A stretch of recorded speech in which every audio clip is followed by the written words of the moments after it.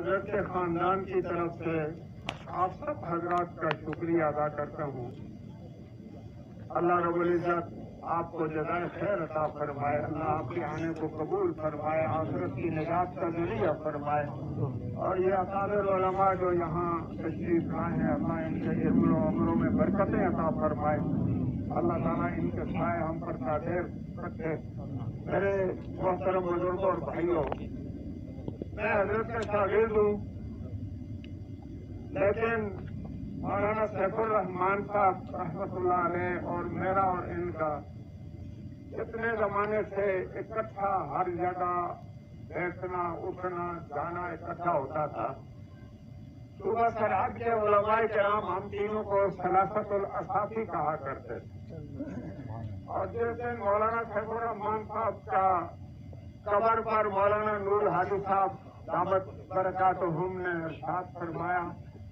کہ یہ ثلاثت الاصافی کی ایک کانڈ ٹوٹ گئی ہے، آج دوسری بھی ٹوٹ گئی ہے۔ میرے بزرگ اور دوستوں، حضرت انور شاہ کشمیری رحمت اللہ علیہ جس دن وفات پائی تھی، اس دن حضرت مولانا شبیر احمد عثمانی رحمت اللہ علیہ نے بیان فرمایا تھا اور عوام کو فرمایا کہ تم مت رہو، تمہارے رونے کے تمہارے شبہات دور کرنے کے لیے اور تمہاری علمی تشنگی اور پیاس کو بجھانے کے لیے ہم یہاں موجود ہیں۔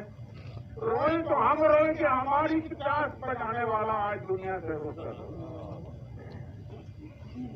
علماء اس معاشرے کا دل ہے، جس طرح اس بدن کے اندر دل ہے اور تمام بدن کی حیات اس دل کے ذریعے ہے۔ میرے دوستوں کو روحانی حیات اور دینی حیات اس پورے معاشرے کے اندر علماء کرام کی وجہ سے، یہ علماء دل ہیں۔ ایک مجلس میں مجھے یاد ہے، ایک آدمی نے میرے کان میں یہ بات کہی کہ فلاں نوجوان کہتا ہے کہ ہم مولانا ظہور الحق کو بھی اکابر مانیں، تو میں نے اس مجلس میں یہ بات کی تھی،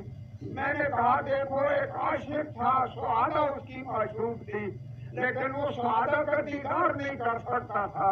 وہ سعادہ ایک دن ایک پہاڑ پر بیٹھی ہوئی تھی اونچی جگہ، اور اس کو وہاں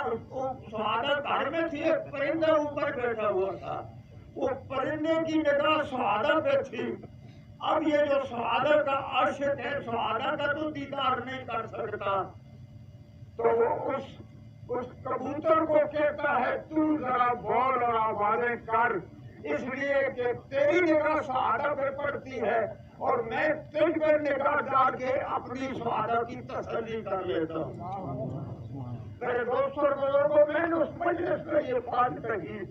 جن آنکھوں نے حسین احمد مدنی کو دیکھا ہے، جن آنکھوں نے مفتی عزیز الرحمان کو دیکھا ہے، جن آنکھوں نے مفتی صفات اللہ کو دیکھا ہے، جن آنکھوں نے مولانا شبیر احمد عثمانی کو دیکھا ہے، اور جن آنکھوں نے علماء اکابرین دیوبند کو دیکھا ہے، اور دیوبند کی فضا میں جن کے قدم لگے ہیں، میرے دوستوں اور بزرگوں، آج اگر وہ اکابر ہمیں نظر نہیں آتے تو ہم مولانا ظہور الحق کی آنکھوں کو دیکھ کر اپنے اکابر کی تسلی کرتے ہیں۔ آپ سمجھے نہیں، یہ آنکھیں کہاں سے لاؤ گے؟ میں کل ان کی خدمت میں حاضر ہوا اثر کے بعد، عجیب تبسم فرمایا، کیونکہ ہمارے ہم نوالا اور ہم پیالہ، ہم تو کبھی شادی میں اگر ہم تینوں مجموع ہوتے تھے تو کھانا بھی کوئی نہیں کھاتا تھا جب تینوں ہم اکٹھے نہیں ہو جاتے تھے، چاہے 12 بجے تک انتظار کرنا پڑے۔ تو میرے دوستوں اور بزرگوں، میں نے اسی وقت کہا حضرت ستھرا پانی اور صاف پانی تو جا رہا ہے، ہم کچرا رہ گئے ہیں پیچھے، ہمارا کیا ہوگا؟ دعا کرو کہ اللہ ہمارے کچھ جو قابل باقی ہیں ان کی سائے ہم پہ قائم کرے تاکہ یہ کچرا بھی اللہ کرے محفوظ رہے۔ میرے دوستوں اور بزرگوں، یہ حقیقت ہے کہ ان کے اٹھ جانے سے آج سچ کی عوام یتیم نہیں ہوئی، بلکہ مولانا ظہور الحق صاحب کے اٹھ جانے سے الحمدللہ آج سچ کی نہیں بلکہ پورے پاکستان کی دینی اور قوتیں اور دینی حضرات سب یتیم تھے، لیکن بغیر اس کے راستہ دوسرا ہے نہیں ہے۔ حضرت میں نے رات کو بھی یہ بات کی، ہمارے حضرت کا یہ معمول تھا، جو آدمی بھی آگے سے آتا تھا ہنستے پہلے تھے، بات پیچھے کیا۔